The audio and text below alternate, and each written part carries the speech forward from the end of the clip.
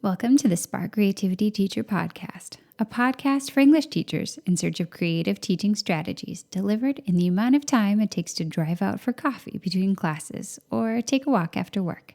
I'm Betsy Potash, and I'm glad to welcome you to episode 34, all about how you can integrate interdisciplinary STEM lessons into your ELA curriculum.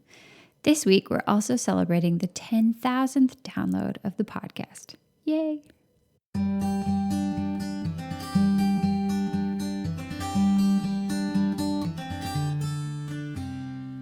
The educational world loves STEM right now. Or is it STEAM?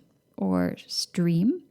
New disciplines keep getting added. Well, today we're adding English. Maybe now we can call it STEAM. It's easy to incorporate some of the great things about STEM into your ELA curriculum. In this episode, I'm going to give you 4 ways to get started right away. The first idea is to do a STEM-based final project for a novel. One of the great things about English is that you can have students practice their writing in so many different ways. You may think they really need to work on their argumentative essay abilities in your class, and so you need to stick with final papers as the wrap-up for almost every novel. But don't get trapped into thinking that way, because it's pretty easy to develop that style of argumentative writing by doing a creative project. Why not let them try something like designing an app based on the wants and needs of a literary character, then using those very argument skills to explain why the character would invent that app? So they'll be referencing the text, they'll have a thesis, they'll be defending that thesis by referencing the text, but they'll be doing this interesting STEM-related project. So for example, what kind of an app might Pony Boy from The Outsiders create? Maybe he would come up with something to help students from different parts of a city understand each other better and connect with each other. Students could create an app like this. They could storyboard it out. They could defend their choices. They could argue why Pony Boy would want to create this app and how the different details reflect his experiences and his knowledge. What kind of app might Star from The Hate U Give create? Maybe she would create something that would help teenagers connect with politicians so their voices could make a greater impact. Or maybe she would invent something totally different. You never know what your students are going to come up with. But when you lay a project like this open, you're giving them all this creative potential, and you're still letting them use those argument skills you want to develop. It wouldn't have to be an app project. You could do a STEM-based project by having students design video games based on novels, or represent key themes of the novel by creating sculptures or monuments, or have them take an architectural look through a character's eyes and have them design homes that would uniquely suit literary characters. There are a ton of different ways you could integrate STEM concepts into a final novel project. You just have to let your imagination start to wander in that direction. Another very simple way to integrate STEM into your curriculum is to choose STEM-related nonfiction articles when you want to have students be reading and discussing nonfiction. And I'm going to recommend a resource here that I'll link in the show notes. The New York Times Learning Network has a treasure trove of materials, and one of the most wonderful things they offer is called the Article of the Day. With the Article of the Day section, they share different resources and prompts and ideas for teachers to approach some important thing that's going on in the world. So for example, when I checked it out this week, there was an article about Facebook and online privacy. And that's the kind of article that would be of very high interest to most students who spend a ton of time on Facebook. You could discuss it with them using the articles provided by the New York Times, and that would be an easy way of integrating technology into your ELA curriculum. If you keep an eye on the Article of the Day section for interesting STEM-related articles, you could pretty easily throw this in once every other week or once a month. You could also let students bring in articles. You could say, bring in an interesting nonfiction piece that relates to what you're learning in your STEM classes, and we'll discuss it with our ELA skills. So you're giving them a chance to read and debate important nonfiction, and you're reminding them that the skills they learn in your class, how to speak well, how to argue, how to write well about what they're reading, are an important way of accessing those STEM pieces. All right, next up, we're going to talk about the ELA Makerspace. And I've done a whole show about this. I've been really getting into it this year. Those of you who are regular listeners know that I read Angela Stockman's book, Make Writing, last year, and I found it very powerful.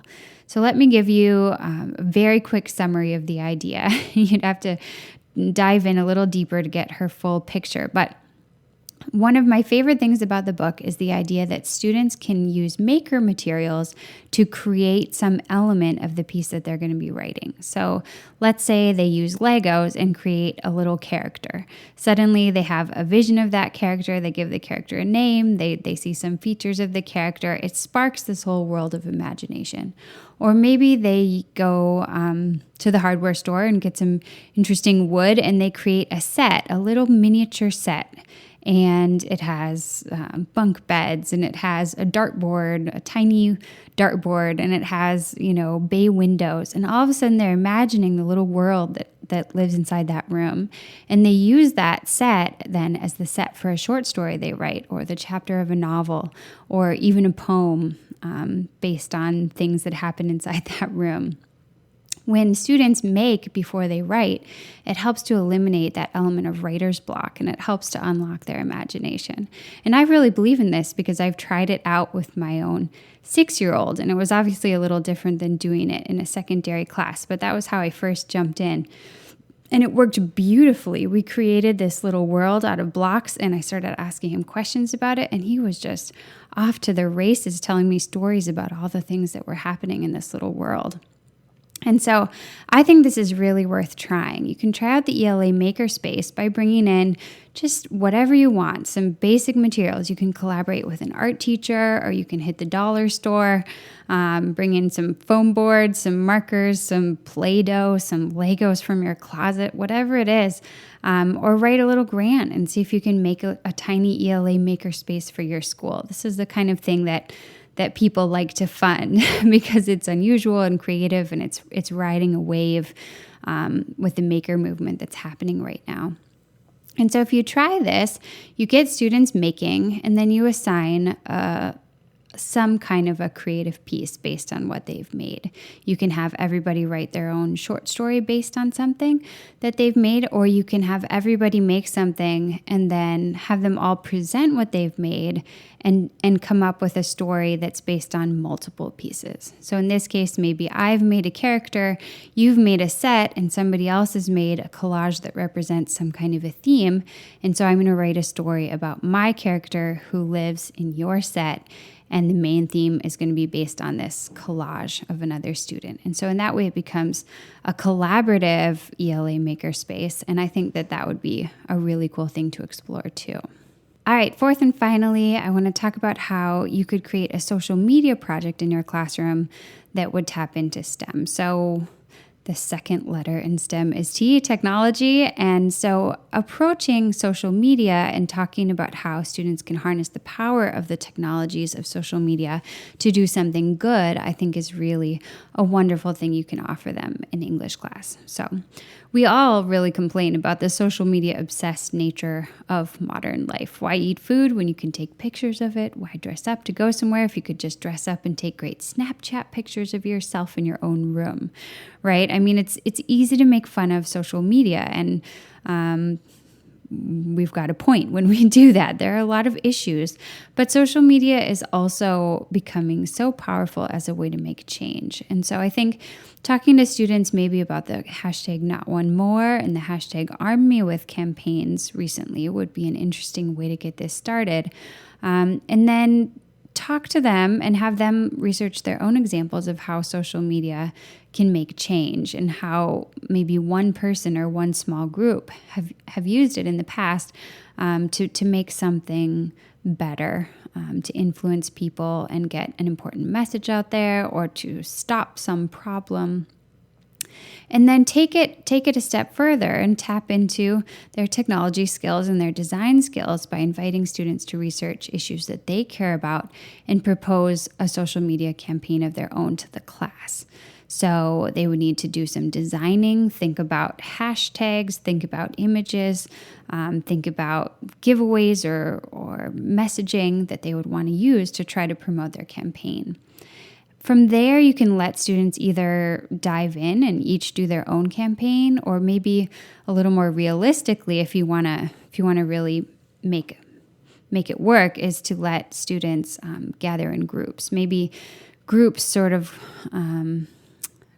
are created around a few campaigns that students come up with that seem like the most powerful or the most likely to succeed, or even have the class vote on just one campaign. After everybody's done their proposals, choose one campaign, decide what they want to do, decide their steps, decide what success would look like, and then launch it and use some time in class for a week or 2 weeks and use homework time to try to make change and to create a movement. I think that would be a very powerful use of the English skills in the STEM front. So there you have it, 4 ways you could try blending STEM into your ELA curriculum. You could do a STEM-based final project for a novel. You could check out STEM-related nonfiction articles. You could try out the ELA Makerspace, or you could tap into the power of social media and help your students start their own social media campaign. Thanks for tuning in. If you'd like to check out the show notes for all the links I mentioned and a write-up of today's post, just head to www.nowsparkcreativity.com and click on the podcast tab at the top of the page. If you've been listening for a while, I'd love for you to celebrate the first 10,000 downloads of this podcast with me by leaving an honest rating and review on iTunes. It only takes a minute, and you'd really make my day.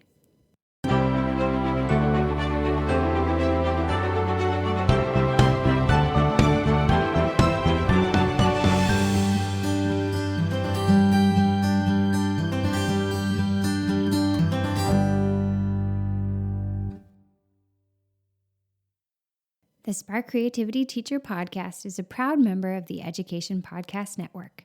The Education Podcast Network, podcasts for educators, podcasts by educators. For more podcast recommendations, visit edupodcastnetwork.com.